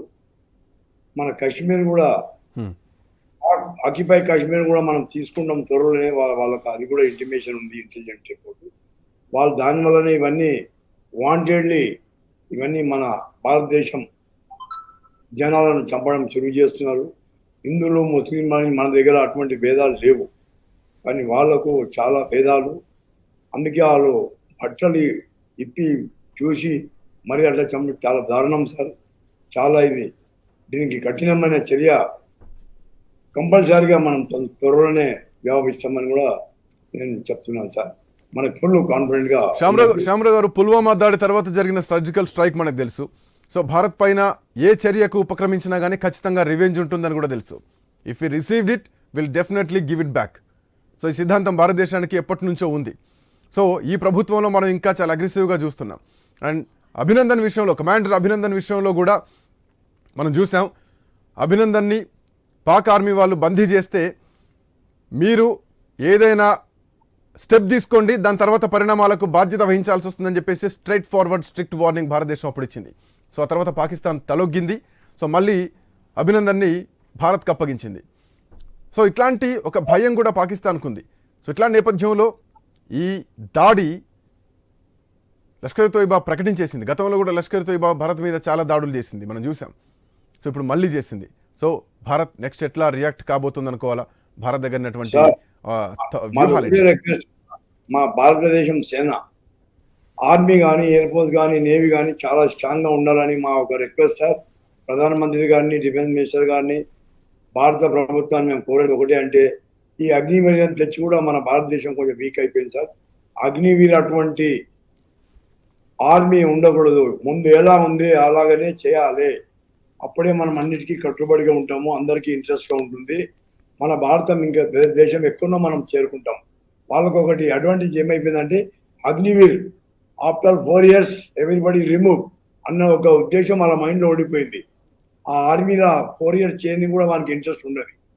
2 నెలలు బేసిక్, 2 నెలలు వాని ట్రైనింగ్, దాని తర్వాత వాడు పోస్టింగ్ వెళ్ళిపోతాడు. ఆ నుంచి 4 years రిటర్న్. మనకు పట్టుదల చాలా తక్కువ అయిపోయింది సార్. మేము చెప్పేది ఒకటే, ఈ అగ్నివీర్ అనేది తీసేసి ముందు ఎలా ఉందే అలాగనే మన ఆర్మీ, ఎయిర్ ఫోర్స్, నేవీ ఎలా ఉన్నాయో ఆర్మీ కూడా అలాగే ఉండాలి. చాలా స్ట్రిక్ట్ గా మనం పోరాడే అవకాశం ఉంది సార్. ఇంకా ఐక్యత కావాల్సి ఉంటుంది. రామోరావు గారు ఇక్కడ ఇంకొక పాయింట్ కూడా చర్చించాల్సినటువంటి అవసరం ఉంది. మనం మొదటి నుంచి మాట్లాడుతున్నాం, అమెరికా ఉపాధ్యక్షుడు భారతదేశంలో ఉన్నప్పుడు దాడి జరగడం, సో వాళ్ళ బలం ఏంటి ప్రపంచానికి చూపించడానికి ఇది ఒక అవకాశంగా వాళ్ళు భావించారు. ఒకటి, ఇంకోటి భారత ప్రధానమంత్రి నరేంద్ర మోడీ సౌదీ అరేబియాలో పర్యటనలో ఉండడం. ఓకే, సో అక్కడ సౌదీ అరేబియా యువరాజును కూడా కలవబోతున్నారు. ఇదంతా గతంలో అంటే ముందే ప్రీ ప్లాన్డ్ టూర్ ఇదంతా కూడా. సౌదీ అరేబియాలో మన దేశం వాళ్ళు ఖైదీలుగా ఉన్నారు. సో వాళ్ళని విడిపించడానికి మాట్లాడేటువంటి అవకాశం ఉంది. 2 దేశాల మధ్య ఒక ఒప్పందం కూడా కుదరబోతోంది అన్నది ఒక పాయింట్ అయితే కనుక, సౌదీ అరేబియా పాకిస్తాన్కి ఎప్పటి నుంచో వ్యూహాత్మకంగా ఒక ఇబ్బంది పెడుతోంది. ఒక కొరకరాని కొయ్యగా కూడా ఉంది. సో మనకు ఒక మిత్రత్వం కూడా సౌదీ అరేబియాతో కనిపిస్తోంది. సో అక్కడ ఖైదీలను విడిపించడానికి భారత ప్రభుత్వం ముందడుగు వేస్తోంది. సో ఈ అంశాలు అంటే సౌదీ అరేబియా పోయినప్పుడే ఈ దాడి జరగడం, పాకిస్తాన్కు సౌదీ అరేబియాకు కొంత విరోధం ఉండడం. సో ఈ పాయింట్స్ని ఎట్లా చూడొచ్చు? సౌదీ అరేబియాతో భారత్ చేతులు కలపడం పాకిస్తాన్కు ఒకవేళ అంటే పాకిస్తాన్ ఇబ్బంది పెట్టేటువంటి అంశమా? సో ఎట్లా చూడొచ్చు ఈ డాట్స్ని? శ్రీకాంత్ గారు మంచి ప్రశ్న. ఎందుకంటే అంతర్జాతీయంగా మనకు ఒక పాకిస్తాన్ తో తప్ప మిగతా ఏ ముస్లిం దేశంతో పెద్దగా వివాదాలు లేవు. మనం చూడండి, సౌదీ అరేబియా కాదు, ఆఫ్ఘనిస్తాన్ లాంటి దుర్మార్గమైన తీవ్రవాద దేశానికి కూడా మనం పార్లమెంట్ భవనం మనం కట్టించాం. వాళ్ళకి అవసరమైన సహాయాలు చాలా చేశాం మనం. అంటే అపకారికి ఉపకారం అనే దానికంటే అపకారికి ఉపకారమే చేసినాం మనం. అట్లాగే పాకిస్తాన్ కూడా తీసుకోలేము. మనం వాళ్ళ దగ్గర 500 రూపాయలకు గోధుమ పిండి పెరిగిందంటే మనం ఇస్తా అంటే వాడి దుర్మార్గం, వాడు మూర్ఖుడుగా తీసుకోలేదు. స్పష్టంగా చెప్తున్నాను, ముస్లిం కంట్రీస్ ఏవి కూడా మిగతావి మనకి ఏమి శత్రువులు కావు. కనుక ఇవాళ దొంగ దెబ్బ తీయడానికి ఒక మంచి సందర్భాన్ని అనుకుంటున్నాను. ఒకటేమో అంతర్జాతీయంగా, ఇంతకుముందు గిరిధర్ గారు చెప్పినట్టు అంతర్జాతీయంగా ఏదైతే మనం బాగా ఫోకస్ కావాలి, వాళ్ళ తీవ్రవాద చర్య ఫోకస్ కావాలనుకున్నప్పుడు జేడీ వ్యాన్స్ మన దేశంలో తిరుగుతున్నప్పుడు, అరే అమెరికా ఉపాధ్యక్షుడు మన దగ్గర ఉంటారంటే ఆటోమేటిక్ ఈ వార్త మొత్తం ఆటోమేటిక్ గా అమెరికా ప్రధాన శీర్షిక అయిపోయింది పత్రికల్లో కానీ మీడియాలో కానీ. ఇంకోటి, మనకు సౌదీ అరేబియాలో పర్యటిస్తున్న మన మోడీని కూడా డిస్టర్బ్ చేయడానికి, రెండోది కూడా అంటే సుహృద్భావ సంబంధాలు ఏర్పాటు చేసుకుని అక్కడి నుంచి మనకు అన్న ఖైదీలను చెప్పడం కానీ ఇవన్నీ చేసుకునే ప్రయత్నంలో అక్కడ కూడా డిస్టర్బ్ చేయడానికి ఈ సందర్భాన్ని ఎన్నుకున్నాను. మాట్లాడుతున్నాను, ముందుంది ముసళ్ళ పండుగ అంటున్నాడు. ఎందుకంటే ఇప్పుడు జాగ్రత్త పడాలి. చూసినాం పరిస్థితులు అయిపోయినాయి, వాట్ నెక్స్ట్ అని ఆలోచన చేస్తే, ఒకటి గతంలో చూసుకుంటే 3 సార్లు ఇప్పటి వరకు అమర్నాథ్ యాత్రల మీద దాడి జరిగింది. 2001 పాయింట్ కంటిన్యూ చేద్దాం. ఎందుకంటే అమర్నాథ్ యాత్ర జూలై 3న మొదలు కాబోతోంది, ఆగస్టు 9 వరకు జరగబోతోంది. ఒక 1 నెల రోజుల పాటు అమర్నాథ్ యాత్ర ఉంటుంది. పెహల్గావ్ మీదుగానే యాత్ర జరుగుతుంది. ఇంకొకటి, చినాబ్ వంతెన పైన వందే భారత్ ఎక్స్ప్రెస్ రైలు కాశ్మీర్ అందాలను చూస్తూ ట్రావెల్ చేయబోతోంది. సో కాశ్మీర్ మాది అని ప్రూవ్ చేసుకోవడానికి ఈరోజు ఉగ్రవాదులు ఒక కుట్రపూరితంగా వ్యవహరించారు. చాలా అంశాలు దీంట్లో మాట్లాడదాం కాశ్మీర్కి సంబంధించి. దాడి నేపథ్యంలో జమ్మూలో హై టెన్షన్ వాతావరణం నెలకొంది. పాక్ బార్డర్ సహా ఉగ్ర డెన్లుగా భావిస్తున్న ప్రాంతాలపైన ఆర్మీ స్పెషల్ ఫోకస్ పెట్టింది. సరిహద్దుల్లో పాక్ కవ్వింపు చర్యలు ఇప్పటికీ ఆగట్లేదు. యూరీ సెక్టార్ దగ్గర భారత్లో చొరబాటుకు ఉగ్రవాదులు ప్రయత్నిస్తే 2 ఉగ్రవాదులను ఇప్పటికే భారత్ ఆర్మీ చంపిపడేసింది. పెహల్గాం ఉగ్రదాడిలో కొత్త దృశ్యాలు వెలుగులోకి వస్తున్నాయి. AK-47తో దాడికొస్తున్న ఉగ్రవాది ఫోటో వైరల్ అవుతోంది. పెహల్గాం దుశ్చర్యలో 4 ఉగ్రవాదులు పాల్గొన్నట్టు నిర్ధారించింది భారత ఆర్మీ. కాల్పుల తర్వాత సమీప అటవీ ప్రాంతంలోకి ఉగ్రవాదులు పరారైనట్టు కూడా చెప్పడం జరిగింది. ఇక ఘటనా స్థలంలో భారీగా మందుగుండు సామాగ్రి, ఆయుధాలను స్వాధీనం చేసుకున్నట్లు కూడా భారత ఆర్మీ ప్రకటించింది. మరోవైపు ఢిల్లీ నుంచి శ్రీనగర్కు జాతీయ దర్యాప్తు సంస్థ బృందాలు చేరుకున్నాయి. బీఎస్ఎఫ్కు చెందిన అధికారులు కూడా వచ్చారు. ఇంకా అనంతనాగ్లోని మెడికల్ కాలేజ్ భద్రతను పూర్తిగా కట్టుదిట్టం చేశారు. అక్కడ బాధితుల్ని హోంమంత్రి అమిత్ షా కూడా పరామర్శిస్తున్నారు. జమ్మూ కాశ్మీర్లో ఇంకోవైపు ఉగ్రవాదులు రూట్ మార్చారు. పక్కగా తెలుస్తోంది. పక్కా ప్రణాళిక ప్రకారమే దాడికి పాల్పడ్డారు ఉగ్రవాదులు. రెస్క్యూ ఆపరేషన్కు తక్కువ అవకాశం ఉన్నటువంటి ప్రాంతాలను ఎంచుకొని మరీ ఉగ్ర దాడి చేశారు. బట్టలకు ఆ తలపైన క్యాప్స్కి కెమెరాలు అమర్చుకున్నటువంటి వీడియో వైరల్ అవుతోంది. సో అమర్చుకున్నటువంటి ఉగ్రవాదులు క్యాప్స్కి అమర్చుకొని పెహల్గాం దాడిని ఉగ్రదాడిని చిత్రీకరించారు వాళ్ళే. బెసన్కు వెళ్ళేటువంటి మార్గం సంక్లిష్టమైంది. సో దీంతో నిఘా వర్గాలకు కూడా ఎక్కడా చిక్కకుండా ముందే ప్లాన్ చేసింది, రెక్కి నిర్వహించింది పక్కాగా కనిపిస్తోంది. అయితే పెహల్గాం దాడిలో పాక్ హస్తం ఉంది అని ఆర్మీ అధికారులు డిక్లేర్ చేశారు.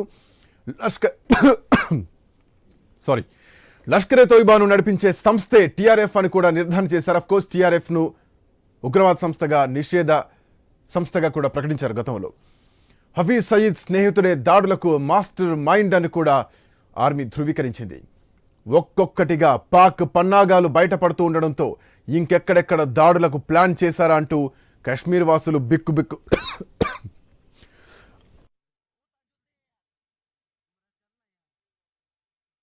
గడుపుతున్నారు. ఉగ్రవాదుల కాల్పుల దృశ్యాల్ని మనం చూడొచ్చు ఐ న్యూస్ స్క్రీన్ పైన ఎక్స్క్లూజివ్గా. వాళ్ళ భీతాకరమైనటువంటి వాతావరణం, హాహాకారాలు, వాళ్ళ ఏడుపులు, బుల్లెట్ల సౌండ్లు, ఉగ్రవాదులు టూరిస్టులను టార్గెట్ చేసుకొని కాల్చి చంపారు. అయితే ఇందులో ఇంకొక పాయింట్ను కూడా డిస్కస్ చేయాలి. బండారు రామ్మోహన్ రావు గారు,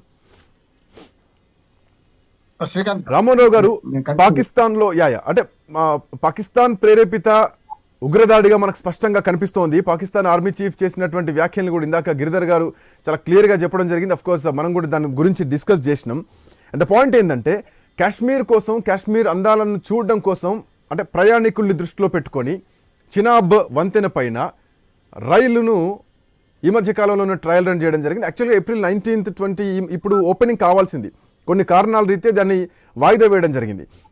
అండ్ పాయింట్ ఏంటంటే టూరిస్టులు కాశ్మీర్కి రావద్దు, కాశ్మీర్ని ఎలా సొంతం చేసుకోవాలో మాకు తెలుసు అని చెప్పేసి కాశ్మీర్ చీఫ్ ఏదైతే ఆర్మీ చీఫ్ చేశారో కాశ్మీర్ కోసం ఏదైనా చేస్తామని చెప్పేసి భారత ప్రభుత్వం కాశ్మీర్ వంతెన పైన, చినాబ్ వంతెన పైన అత్యంత ఎత్తైన, ప్రపంచంలోనే అత్యంత ఎత్తైనటువంటి వంతెన నిర్మించింది. శ్రీనగర్కు ప్రత్యక్షంగా రైల్ కనెక్టివిటీ ఇప్పుడు సాధ్యమైంది. సో కత్రా నుంచి శ్రీనగర్కు మార్గాన్ని విజయవంతంగా గతంలో ట్రయల్ రన్ చేయడం జరిగింది.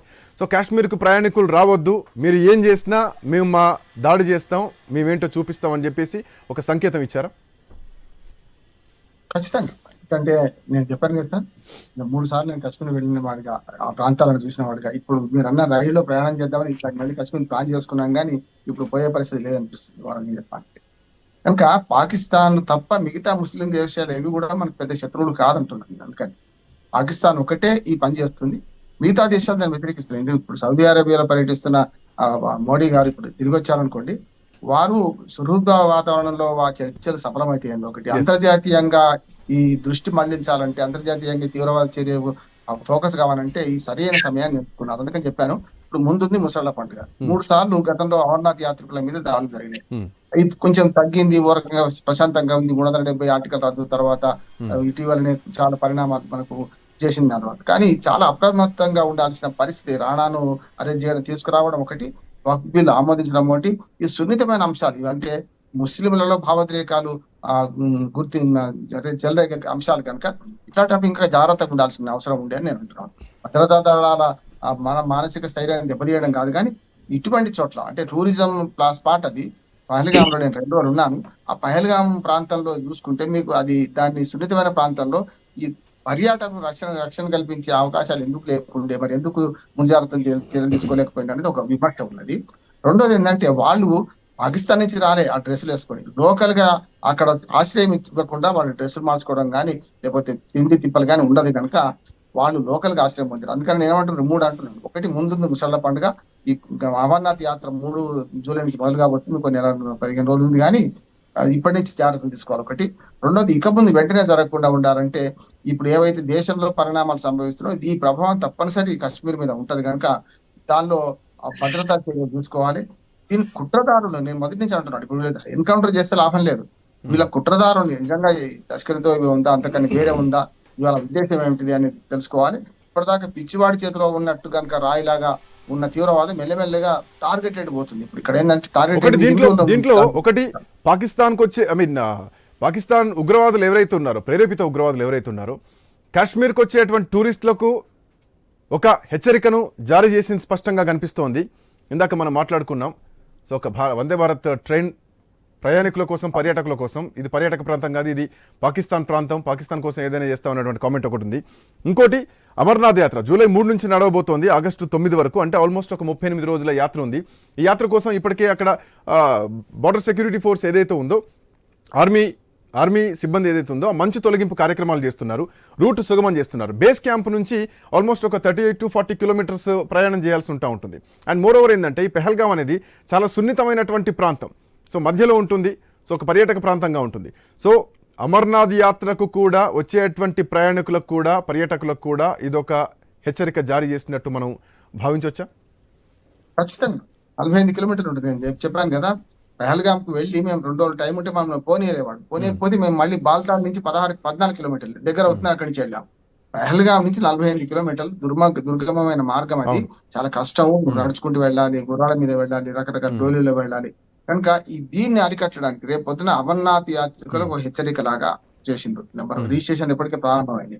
రెండోది ఏంటంటే దేశంలో జరుగుతున్న పరిణామాల పట్ల ముస్లింలకు మేము మాసరిగా ఉన్నాం అనే దాని మీద కూడా ఫోకస్ చేయడం. రెండోది, అంతర్జాతీయ సమాజాన్ని ఆకర్షించడానికి మనకు అమెరికా ఉపాధ్యక్షులు మన దేశంలో పర్యటన ఉన్నప్పుడు ఈ సమయం సందర్భం చూసుకొని చేశారు. అంటే ఇవన్నీ ప్లాన్డ్ గా చేస్తున్న సందర్భాలు అంటున్నాను. అందుకనే రేపటి 3 అంశాలను ఈ భారత ఆర్మీ కానీ ప్రభుత్వం కానీ చర్య తీసుకోవాల్సింది ఏంటంటే, ఒకటి అమర్నాథ్ యాత్ర ఒక పెద్ద ఛాలెంజ్. రెండోది ఏంటంటే, ఇప్పుడు ఏదైతే ముందుంది ముసలి పండుగ ఎందుకంటున్నానంటే, ఇప్పుడు ఇది ఇక్కడతో ఆగవు ఈ దాడులు. అందుకని 100 సార్లలో 99 సార్లు మనం ఎంత అప్రమత్తంగా ఉన్నా ఒక్కసారి కొంచెం ఏమరపాటుతో ఉంటే ఏం జరిగిందో చూస్తున్నాం కదా. దీనికి మూలాలు కనుక్కోవాలి. ఎవరైతే దీన్ని వెనుక ఉన్నారో, లోకల్ గా ఉన్న సహకరించింది ఎవరు అనేది ఒకటి. రెండోది, బయట నుంచి ఈ మూలాలు ఎక్కడి నుంచి ఉన్నాయి అనేది పట్టుకొని విచారిస్తే తప్ప సాధ్యం కాదని అనుకున్నాం. లేకపోతే వాటిని బదిలా తీసుకుంటాం, వీటికా జవాబ్ భద్ర సిద్ధత అని 6 చంపేస్తే అయిపోద్దా? కాదు కదా, మళ్ళీ 6 పుడతారు. ఏం చేద్దాం అప్పుడు? కనుక ఈ 6 చంపేయడం కాకుండా ఇప్పటికీ 2 చంపేశారంటున్నారు, ఎన్కౌంటర్ జరిగింది అంటున్నారు. దీన్ని మనం ఏం చేయాలంటే మిగతా వాళ్ళని పట్టుకొని వాళ్ళకి లోకల్ గా ఆశ్రయం ఇచ్చింది ఎవరు, బయట నుంచి మద్దతు చేస్తుంది ఎవరు, ఏ సంస్థ వీళ్ళకి ఆయుధాలు సప్లై చేసింది, ఇవన్నీ కూడా పట్టుకోవాల్సిన అవసరం ఉంది. ఇంత జరిగాక కూడా మనకు కనపడుతుంది కదా, AK-47 పట్టుకొని ఒక తీవ్రవాది ఉంటున్నాడు అంటే. అందుకనే ఇప్పుడు దానికి ఎట్లా చేస్తే బాగుంటుంది? ఇప్పుడు భౌగోళికంగా చాలా భిన్న పరిస్థితి ఉంటది. కాశ్మీర్ లోయనే పెద్ద సమస్య. కనుక మీరు అన్న టూరిస్టులు రాకపోవడం ఒకటి. ఇంకోటి, ఆస్తులు ఈ మధ్య కొనుక్కుంటున్నారు. ఏది ఎప్పుడైతే 370 ఆర్టికల్ రద్దు చేసిందో కొందరు కాశ్మీర్ పండితులు వెనక్కి పోవడం అండి, తమ ఇళ్ళు ముంగిళ్ళు చూసుకొని కంటిన్యూ పర్యంతం కావడం చూస్తున్నాం మనం. ఆస్తులు కొనుక్కుంటున్నారు, పరిశ్రమలు కూడా పెరిగే అవకాశం ఉంది. దీన్ని బట్టి కాశ్మీర్ మళ్ళీ దుర్భేద్యమైన తీవ్రవాద ప్రాంతంగానే చూడాలి, ప్రజలు భయపడాలనే దానికి కుట్ర ఉందని నేను అనుకుంటున్నాను. Welcome back. ఉగ్రవాదులు చేసినటువంటి ఈ దాడి, పహల్గాం లోయలో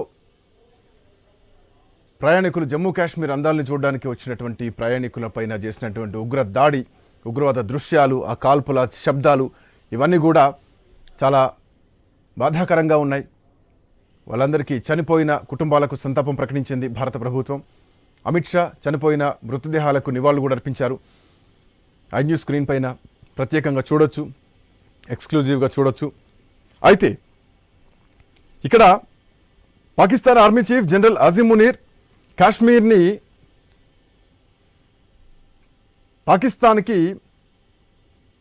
ఖచ్చితంగా పాకిస్తాన్ వదులుకోదు, కాశ్మీర్ కోసం ఏమైనా చేస్తామంటూ ప్రకటించినటువంటి కొద్ది రోజుల్లోనే ఈ దాడి జరగడం ప్రపంచం మొత్తం కూడా తెలిసేలాగా, అమెరికా ఉపాధ్యక్షుడు భారతదేశంలో ఉండడం, భారత ప్రధాని సౌదీ అరేబియా టూర్లో ఉండడం, తెహూర్ రానా హుస్సేన్ను భారత ప్రభుత్వం విచారిస్తూ ఉండడం, సో వీటన్నింటి క్రమంలో ఈ దాడి జరగడం. మరోవైపు అటు అమర్నాథ్ యాత్ర కూడా దగ్గరకు వస్తోంది. చినాబ్ నదిపై ప్రపంచంలోని అత్యంత వంతెన పైన వందే భారత్ రైలు, బుల్లెట్ ప్రూఫ్ రైలు ప్రయాణం చేయబోతోంది. సో చాలా అంశాలు దేశంలో కీలకమైనటువంటి అంశాలు జరుగుతున్నటువంటి వేళ ఒక హై ఎండ్ ప్రోటోకాల్ అమెరికా ఉపాధ్యక్షుడు భారతదేశంలో ఉన్నటువంటి టైంలో చాలా హై ఎండ్ ప్రోటోకాల్ ఉంటుంది. సో ఇట్లా నేపథ్యంలో ఈ దాడి మేము ఏదైనా చేస్తామంటూ చేసినటువంటి సంకేతం. అయితే ఇందులో పాకిస్తాన్ ఆర్మీ చీఫ్ చేసినటువంటి కామెంట్స్ అంటే భారత ఆక్రమణకు వ్యతిరేకంగా పోరాటంలో పాకిస్తాన్ కాశ్మీర్ ప్రజలకు అండగా ఉంటుంది అంటూ కూడా ఒక పెద్ద కామెంట్ చేయడం జరిగింది. మోరోవర్ ఇది మా జుగల్ సిరా అంటే ఇది మా కండరాలు, మా నరాలు, మా ఒంట్లో భాగం, పాకిస్తాన్ ఒంట్లో భాగం అంటూ దాన్ని ఎప్పటికీ మేము మర్చిపోమంటూ ఆయన చేసినటువంటి కామెంట్స్. ఒక్కసారి అసీం మునీర్ చేసినటువంటి కామెంట్స్ని ఒకసారి వినిపించేటువంటి ప్రయత్నం చేస్తాను. पाकिस्तान की कहानी अपने बच्चों को जो है आपने जरूर सुनानी है ताकि वो पाकिस्तान की कहानी ना भूलें. Well, our forefathers they thought that we are different from Pakistan की कहानी अपने बच्चों को जो है आपने पाकिस्तान आर्मी चीफ ताकि वो पाकिस्तान की कहानी ना भूलें. Well, our forefathers they thought that we are different from the Hindus in every possible aspect of life. Our religion is different. Our customs are different. Our traditions are different.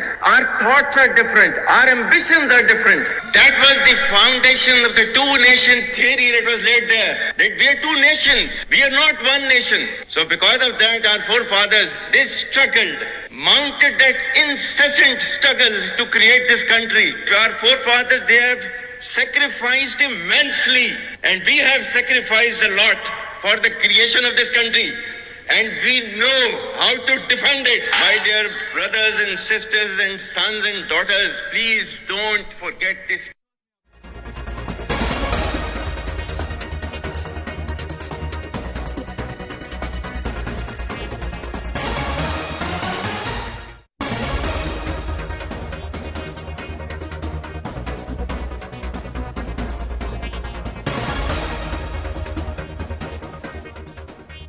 Right, big breaking చూస్తున్నాం. పహల్గాం ఉగ్రదాడి ప్రధాన సూత్రధారి సైఫుల్లా కసూరిగా గుర్తించారు అధికారులు. భారత్పై పలుమార్లు ఉగ్రదాడుల్లో సైఫుల్లా హస్తం ఉన్నట్టు కూడా చెప్పారు అధికారులు. దాడులకు పాల్పడింది తామేనని లష్కర్ ఎ తోయిబా ఇప్పటికే ప్రకటించేసింది. కశ్మీర్పై ఫిబ్రవరి, ఏప్రిల్ నెలల్లో దాడులు చేస్తామని గతంలోనే చెప్పాడు కసూరి. అన్నట్టుగానే ఉగ్రదాడులకు పాల్పడ్డారు. కాశ్మీర్ త్వరలోనే తమ గుప్పిట్లోకి వస్తుందంటూ కూడా హెచ్చరించాడు. దీనికి తోడు పాకిస్తాన్ ఆర్మీ చీఫ్ అసీం మునీర్ చేసినటువంటి కామెంట్స్ రెండు చాలా దగ్గరగా కనిపిస్తున్నాయి. లష్కర్ ఎ తోయిబా చేసినటువంటి కామెంట్స్, అటు army chief, Pakistan army chief చేసినటువంటి కామెంట్స్ కొద్ది రోజుల వ్యవధిలోనే ముందే చెప్పినట్టుగా ఏప్రిల్లో దాడులు చేస్తామని చెప్పినట్టుగానే అన్నట్టుగానే కాల్పులు చేశారు. పహల్గాం సూత్రధారి సైఫుల్లా గతంలో కూడా ఉగ్రదాడుల్లో హస్తం ఉంది. దాడులకు పాల్పడింది తామేనంటూ కూడా లష్కర్ ఎ తోయిబా ఇప్పటికే ప్రకటించేసింది.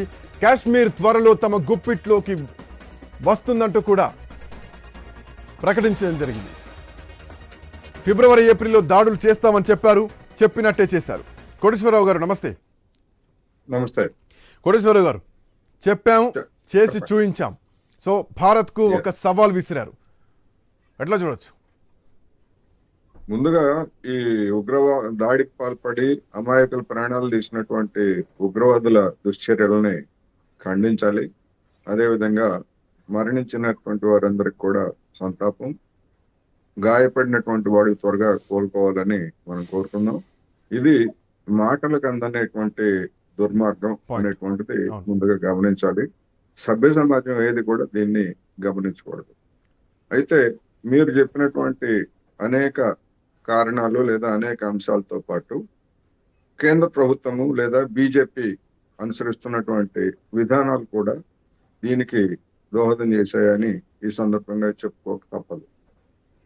ఎందుకు అంటే ఉగ్రవాదుల దుర్మార్గం అందరికీ తెలిసిందే. మీరు చెప్పినట్టుగానే వీళ్ళు ఏప్రిల్లో దాడులు చేస్తామని చెప్పినప్పుడు, లేదా పాక్ సైన్యాధికారి ఆ విధంగా హెచ్చరిక చేసినప్పుడు, మరి కేంద్ర ప్రభుత్వం యొక్క గూఢచారి సంస్థలు ఏం చేస్తున్నాయి? లేకపోతే మొత్తం, ఎందుకంటే ఇంతకు ముందు అసలు మాకు కాశ్మీర్ మీద అధికారం లేదు కేంద్ర ప్రభుత్వానికి లేదా భద్రతా దళాలకి, అందుకనే ఆర్టికల్ 370 రద్దు చేశామని చెప్పినటువంటి పెద్దలు మరి ఏం చేస్తున్నట్టు? ఈ హెచ్చరికల గురించి పోనీ వాళ్ళ ఆ ఉగ్రవాదుల్ని పట్టుకోలేకపోయినా కానీ మీరు పెహల్గాం వెళ్ళొద్దని చెప్పేసి యాత్రికులనైనా హెచ్చరించాల్సినటువంటి బాధ్యత మరి కేంద్ర ప్రభుత్వానికి లేదా అంటే మరి సమాధానం ఎవరు చెప్పాలి ఏమిటనేటువంటిది ఇక్కడ ప్రశ్న.